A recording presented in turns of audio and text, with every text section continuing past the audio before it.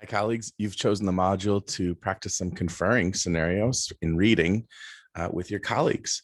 And let's get started. So I just want to remind you of the architecture of a conference and how it tends to go. As you know, you start with research questions, right?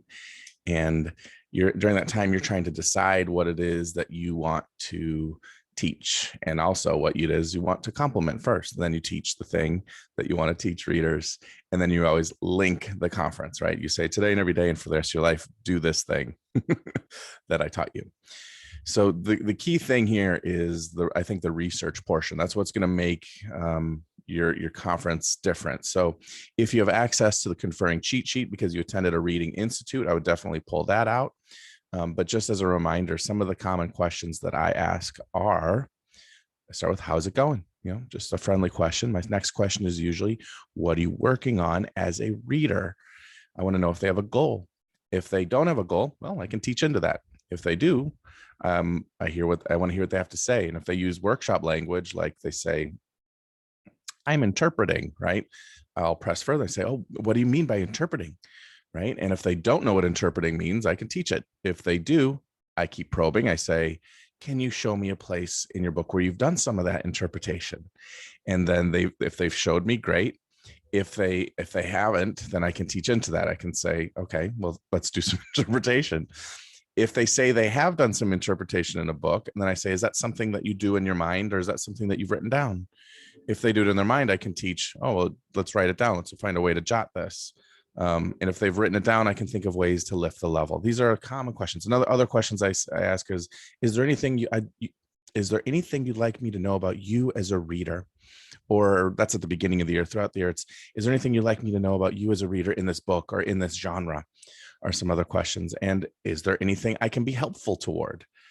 Sometimes kids will have things that they will want help toward, and sometimes they won't.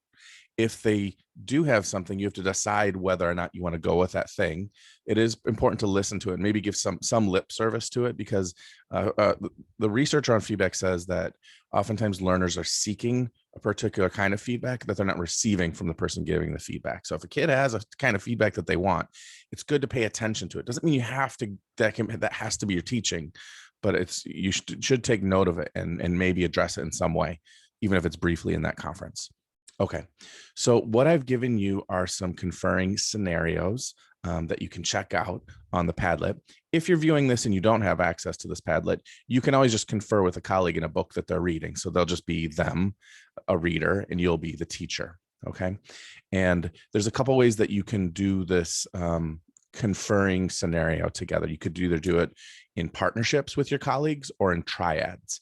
If you do it in partnerships, one of you will be the reader and one of you will be the teacher.